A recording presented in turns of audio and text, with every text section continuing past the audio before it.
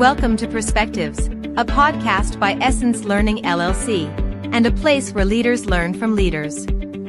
Let's join today's episode.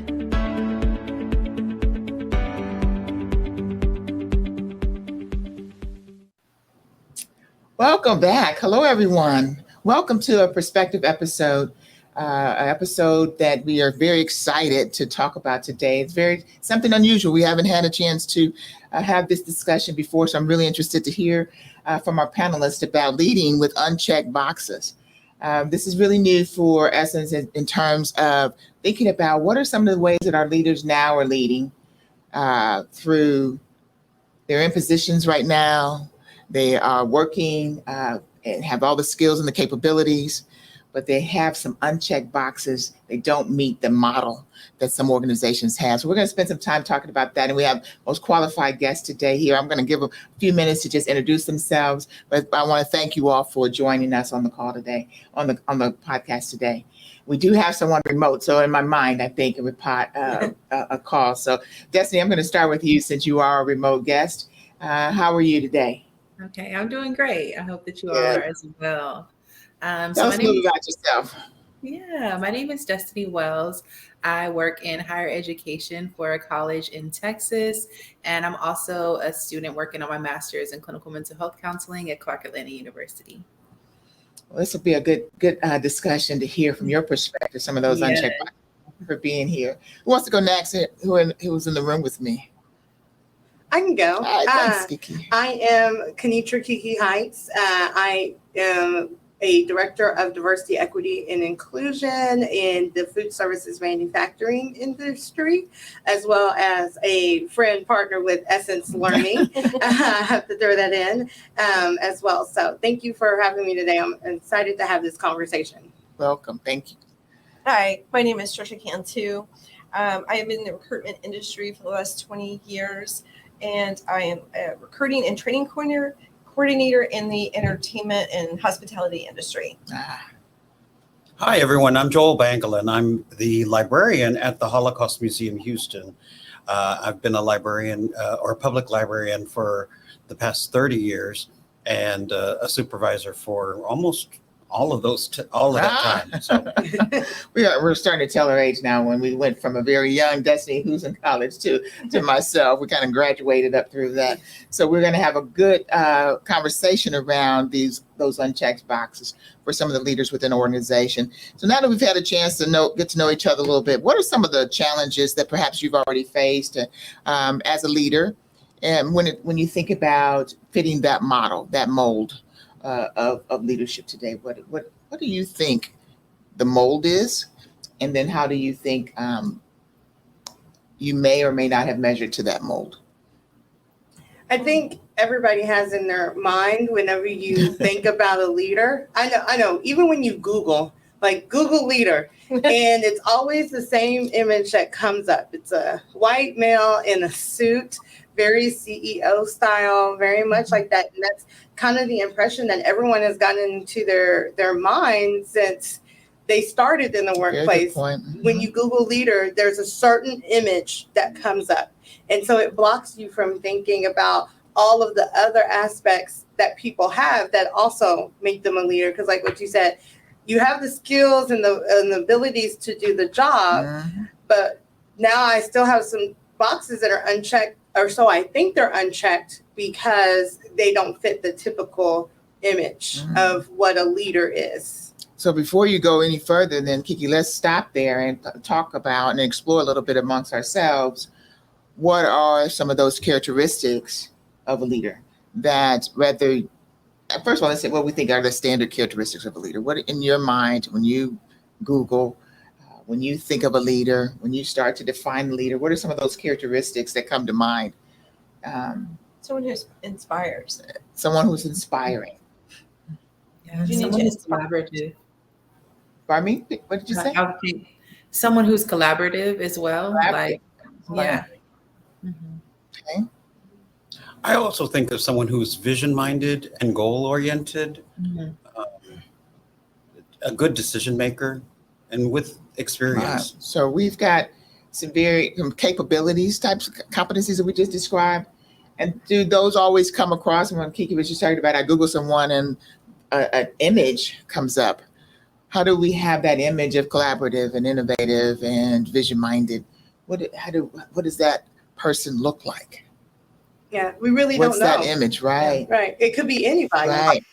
We're describing characteristics of a leader. That could be anybody. It's us sitting around the table that, there's no certain image to that, unless we start to look up images, then that's when it kind of tells us this is what. So how do we start to decide whether those are the type of leaders that we have?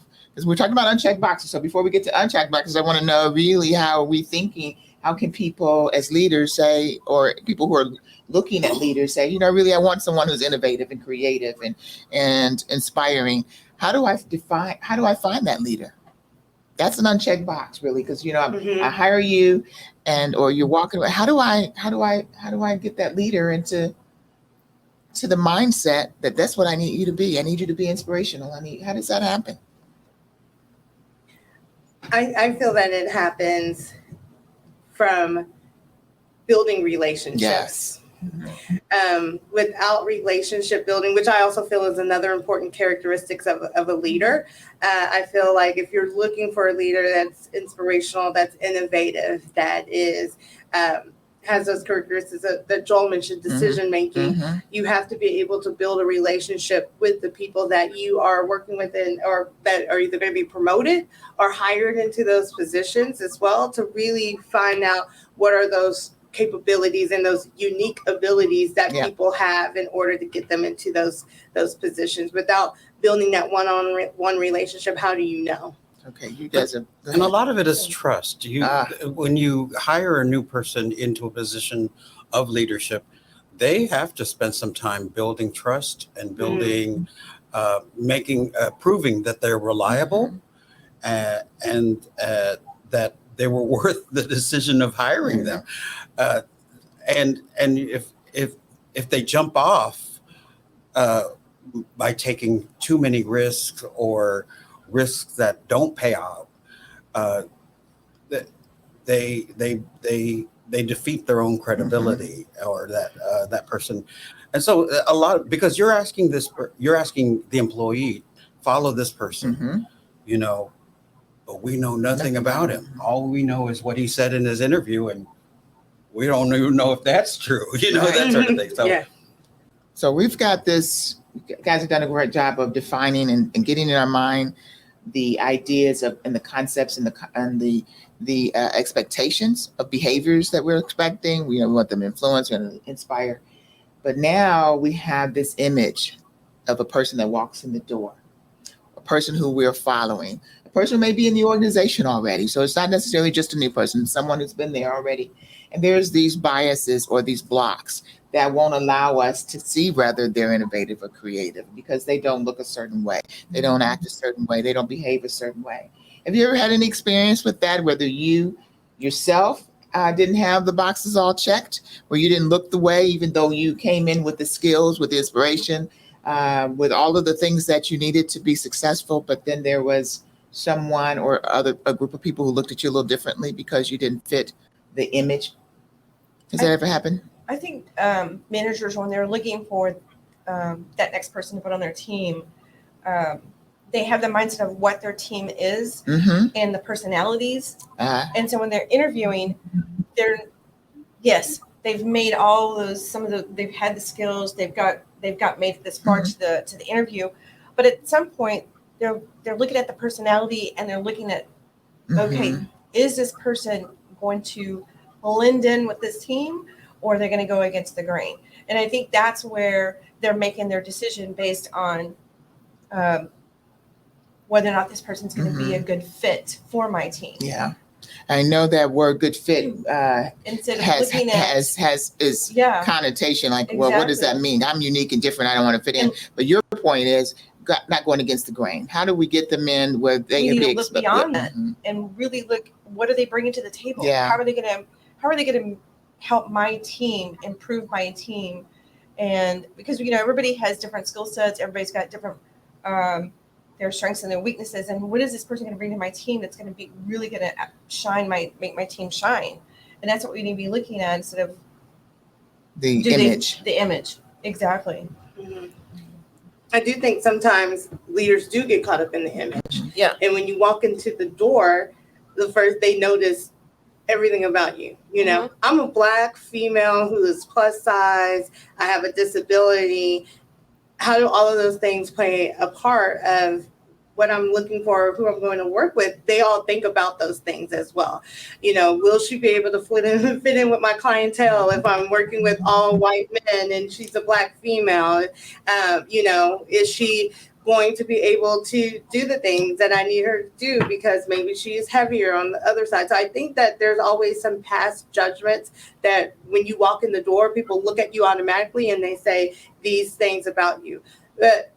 And then therefore they don't get the opportunity to build the relationship really that they need with you to make sure that you can do what you need to do and that you are a leader for them. So give us some idea, give some of the things maybe you've done to help navigate through those types of biases. Yeah, I think number one, I've done personally, and I've always not considered to use my weight as a hindrance, but as a plus.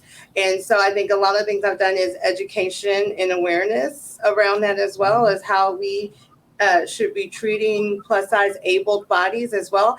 And for me, it always nerves me because there's a difference when you treat plus size men than females, because a man can walk in the door and be heavy and then it's no issue, no problem at all. I don't see that. But a female, it's a different reason. You should be dressing a certain way. You should be looking a certain way. And I think there's a difference in that. So education is the first thing that I like to talk about in awareness and about how we should be, no matter what, treating people with respect. With respect.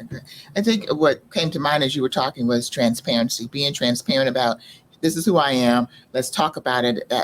Obviously, you may feel that it's a barrier or being treated that way, and you really want to get that out on the table. Let's kind of talk through that. And that kind of lends to some of the things that Joel was mentioning about trust, right? How do we make sure that people can trust us because I'm comfortable with who I am? And I understand that this may be a question that you all have. So you're talking about just educating, creating awareness around it so that people will understand the value that you bring regardless of what they see or may have a bias against, because I think that's an interesting way to navigate through that, through education. Yes. All right. Anything, Joe? I think you were going to get started with us. Yeah, I think also in my field, in librarianship, it is a white woman dominated field. Yes. And so being a man, it made me stand out in a crowd. And so I always felt like I had to prove myself. And being a man of color, I had to prove myself in many, many different ways. And also being an out LGBTIA community member, I always had to prove mymyself and then keep building that trust. I'm sorry. What are some ways that you've navigated that? Give us some tips. Well, I got it from, I got some of the best advice that I got was that was at a human resources training about equity and diversity and inclusion. And I said to that person, I've often used this to my advantage, that I stood out in a crowd or that I was different from everybody else, because a lot of systems and a lot of government agencies were looking for someone who thought differently, and diversity does bring that perspective. And he said, good, use it to your advantage, because every time you've used it to your advantage, someone else has used it to your disadvantage at least twice. So there's always that has always kept me motivated. And so I do think it's kind of also part of my role as a person of some of these communities to educate other folks, let them know, hey, we're just as skilled as the heterosexual white male or heterosexual a woman in leadership, and because I think my work history and my career has been built on building trust, building relationships, and building a history or collecting a history and creating these sorts of ways for everybody to be heard. Yes. I think that has been the key. And then becoming a leader. Another thing that one of my mentors said, life might not be fair, but the workplace should be. And so I've always worked to that goal. Awesome. That's a jewel. We can probably take that one away. The life may not be fair, but we have a right to expect the workplace to be fair. Yeah. And I love that. And so when we're thinking about, you said a couple of things early on as you started to speak about proving yourself. I wonder, and I'm going to kind of toss it over to you, Destinee. I wonder, are there times when you felt like you had to prove yourself in circumstances, even in a workplace where you expect it to be fair? You expect it to be fair. You come in with that mindset, it's going to be fair and equitable, and you have the qualities and you have the skill sets, but yet and still you have some instinct in you that's saying, I need to be proving myself, prove myself, my capabilities, but prove myself as to the differences that I bring in, that my differences have values. It's not that I can't be a medical student or that I can't be a librarian or that I'm not. They believe that you've been good at it, but you're so different from the rest. I need you to prove that as well. That's just one of the things that we're seeing, that people having to prove their difference as opposed to their capabilities. Have you run into that, Destinee? Yeah, I think that I've run into that in different sectors, right? So I mentioned that I'm in school, but then even throughout my professional field, I had been working like post-graduation, post-undergrad, right? Since 2015. So I'm still, I guess, kind of relatively new, to the working field, but I've worked since I was 15, right? So I've always been like a very professional person. So I've always presented myself like in a way. And so because when I graduated undergrad, I had a certain amount of experience, I was able to not just go like entry level, I started like a mid-level position, right? So at my age, and then me coming in as a Black woman, of course, some of those different challenges. So I definitely found myself like in spaces, whether it be like in meetings or even sometimes like going out for certain positions, right? I even thinking about like the interview process and how, I would mention like, oh, I got this interview I'm really excited about. And some people would be like, well, are you going to straighten your hair? And I'm like, so different things like that, right? Which to me, I'm like, wait, why would I, right? But at the same time, it's like, well, you have to present, we talked about that physical image, right? Like you, Kiki, I'm a plus size woman. I have been for a good majority of my life. And I question, right? Like if are the other clothes that I wear are gonna, show up in a certain way. But I think one beautiful thing that I've like started to get comfortable in is I'm just going to show up as me, right? I've been really fortunate to come into situations like now, right? Like the current job that I work for and the school that I attend, where they encourage us to show up as who you are, right? That's especially one thing about an HBCU is like, no, we want you as all of who you are, right? Even as a Black woman, like there's no like monolith, right? There's no like one way to do it. And so being able to show up as exactly who I am and knowing that like wherever I'm placed at, there's something inside of me that place needs. And so me being comfortable in that, knowing that like I'm going to bring whatever it is that you all need. I love that. And it seems to me that you necessarily didn't focus, even though people may have asked, are you going to wear your hair that way? Are you going to actually present yourself in this manner?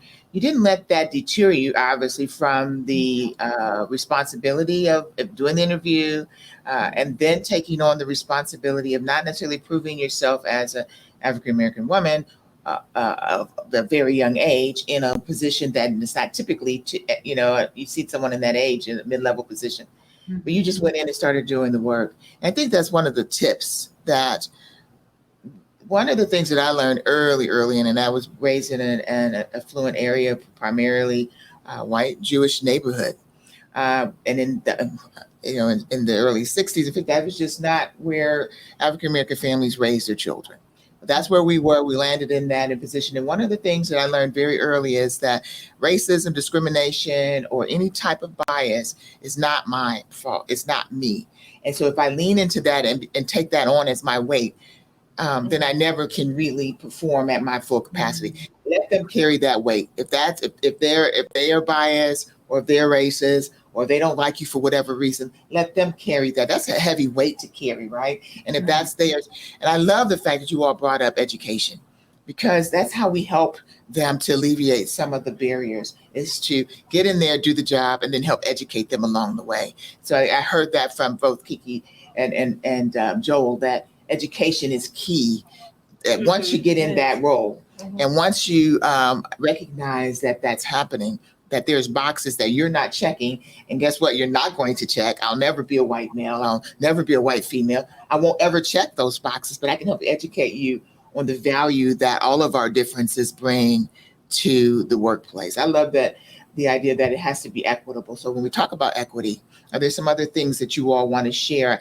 I kept thinking in my mind about the difference between a man and a woman, right? And the way that the characteristics show up. So when we were talking about what does influence look like? What does innovation look like? How does that look different in a man than it does in a woman? And what makes me ask that question is assertiveness and aggressiveness and persistence looks different when a man does it from a woman does it. We have such, she's very aggressive.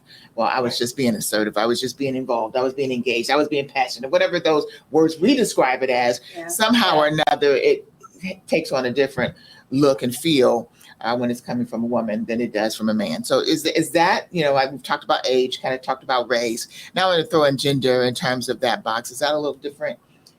Is there some things that we do differently from a gender perspective that, and I would love to hear from you, Joel, because you brought it up, and as well as you haven't heard from you, Trish, so I want you to jump in there next too.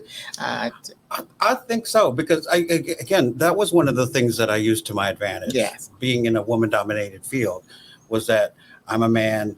They kind of expected some sort of behaviors out of me, and when I manifested a very forthright decision-making process, or I guess I again, that was my what's that word, privilege. I used it as a privilege. And again, whereas if a woman did the same thing in my field, she would have been perceived as bossy, or as some of the ugly words that are out there. And what I'm going with is that yes, on the observer side, yes, there is a difference. Like if you're seeing it in general, and I think that tide is changing. I think people are looking at it differently.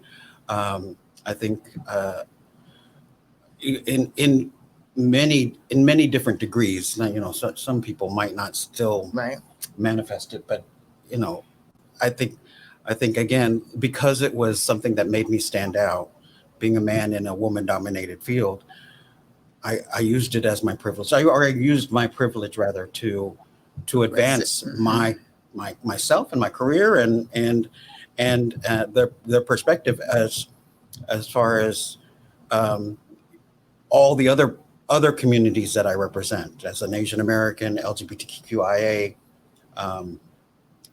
and whatever favor it gained me, I tried to use it. I love that.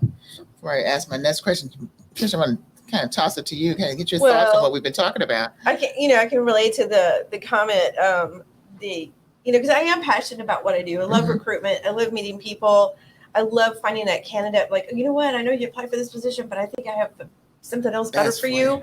I get excited and I get a passion, and I've had been penalized for that direct communication style, because women are supposed to be more empathetic, have a type of style, but I really want my voice heard, and I feel like maybe that's why I have that direct communication style. Yeah, so you're saying that your direct communication style sometimes gives you a different reaction and response than it would if you were a male giving it with the same direct style. So your style as a woman oftentimes, and then I want to talk about this privilege that you brought up when privileges. Before I do that, how about you, Destinee? Do you have anything to add in terms of the conversation around being, a woman are there behaviors that has been viewed differently, you think, if you were a man doing the same thing?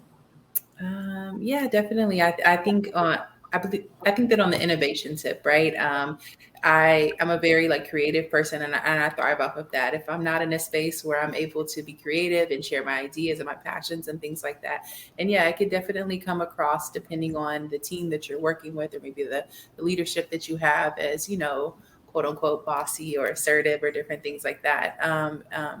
And so again, one thing that I've just tried to navigate.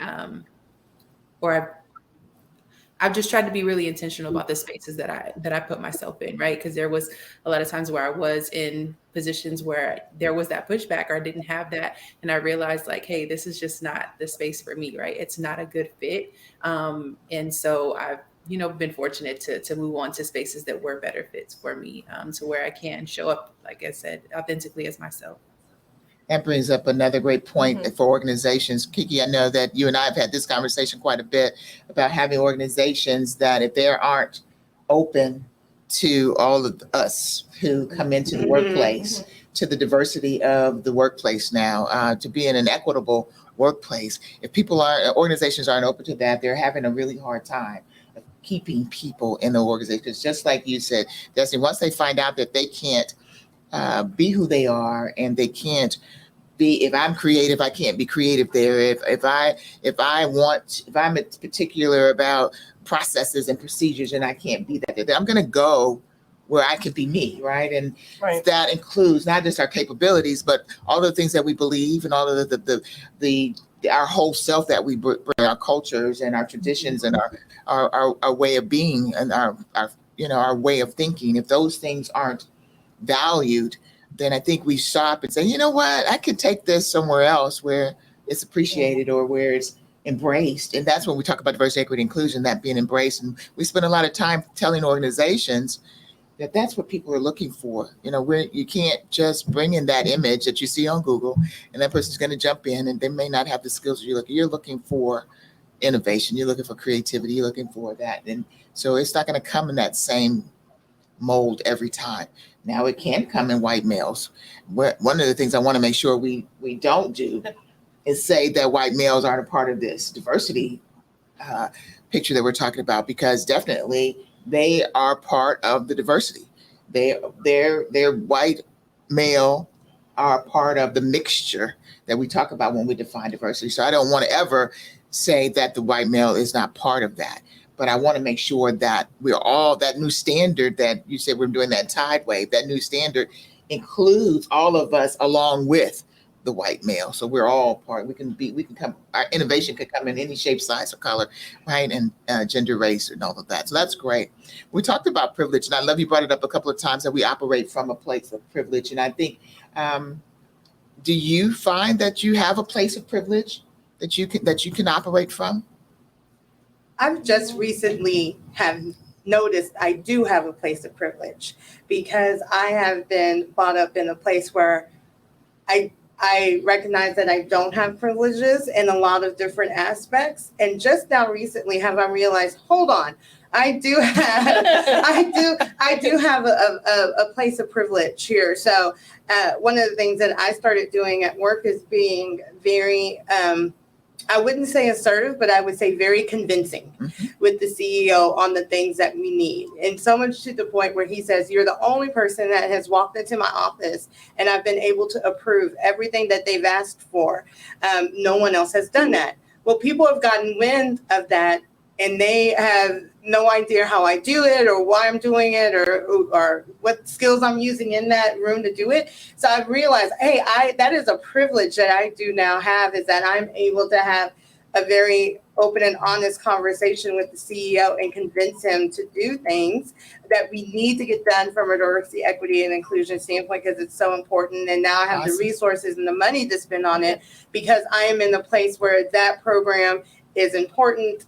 It's a privilege to have. So I really have capitalized on that. And kind of when you say like leave unchecked boxes, I make my own boxes now. So that privilege has turned into a skill of, I have this convincing skill that I use with conversations with the CEO. So that is a new box that I have. And I feel like everybody's trying to get that box now that is unchecked for them. All right, good.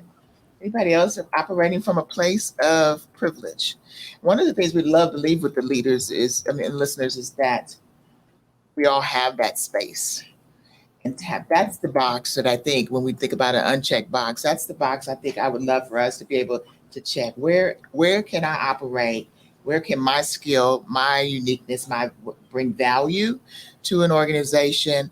And then from that place, I can operate from a place of privilege, because that's the way that we navigate through some of these biases, some of these things that whether they're traditional biases, preconceived notion, because we've always kind of had this image of what, a leader looks like. We've always had the same characteristics of what a leader should have when they're leading. And those things are shifting. That tide is shifting.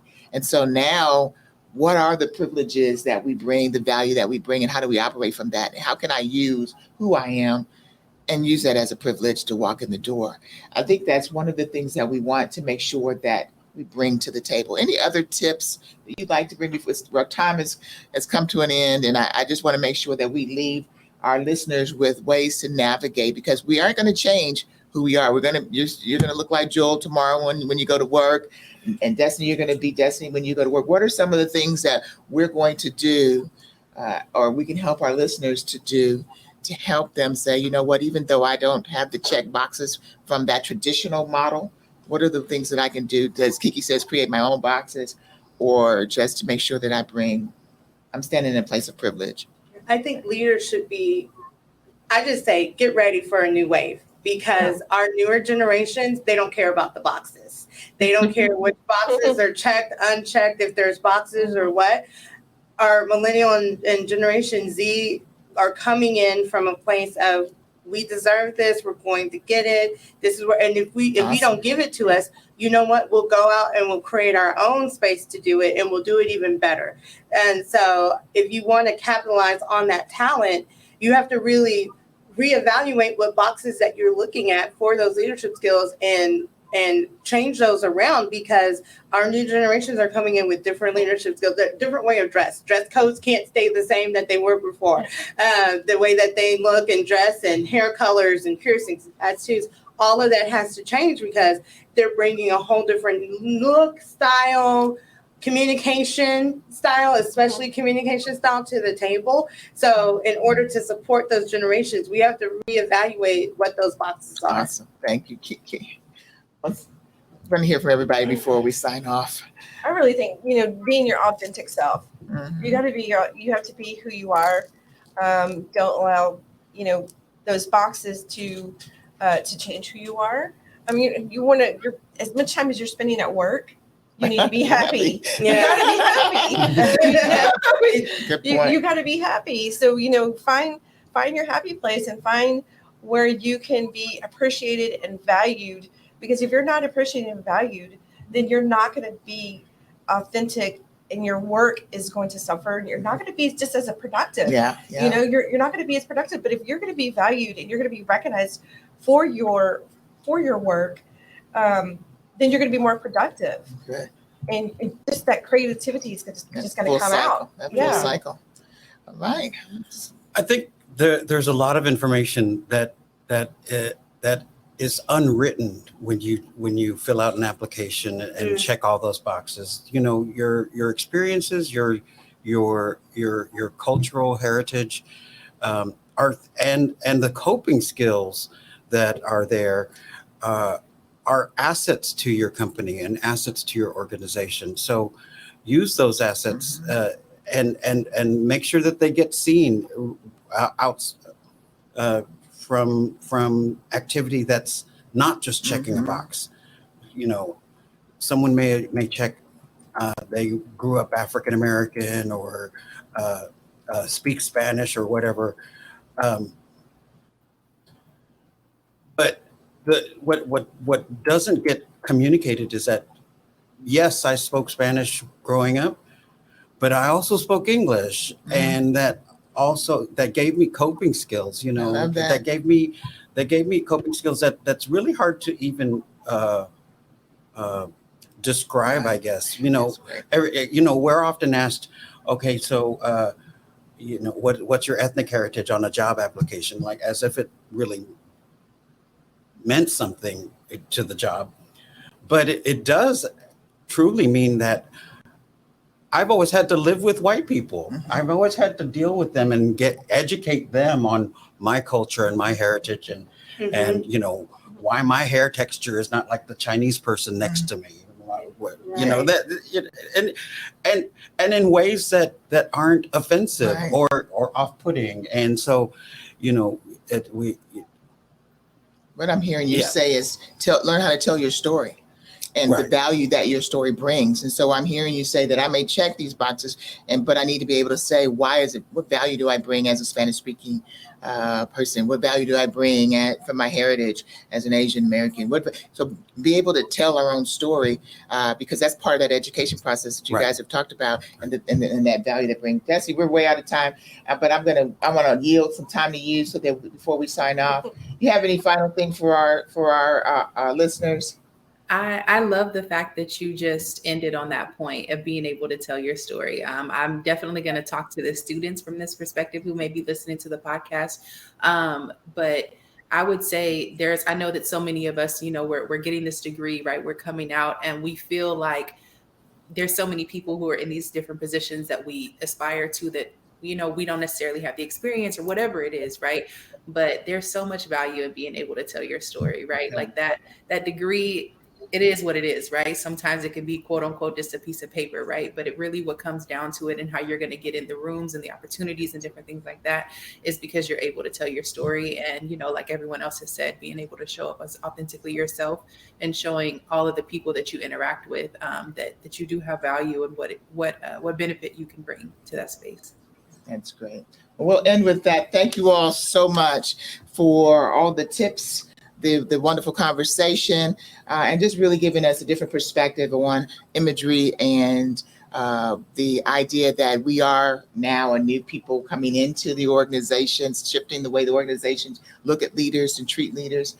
We're throwing out the boxes. I think Kiki's telling us in the future we need to be prepared for that. So thank you all again for this. We're going to sign off for this podcast, but we hope that you'll join us for our next series of podcasts that follow. I think we do it every week, so we'd love to have you join us. Thank you all again, and have a great rest of the day. Thank you for joining Perspectives, a podcast by Essence Learning LLC. Essence Learning is your solution to personal and professional development. We partner with our clients to develop a learning strategy that will increase productivity, enhance performance, and align with their purpose and goals. For more information, visit us online at essencelearning.net or call us at 1-877-657-5755.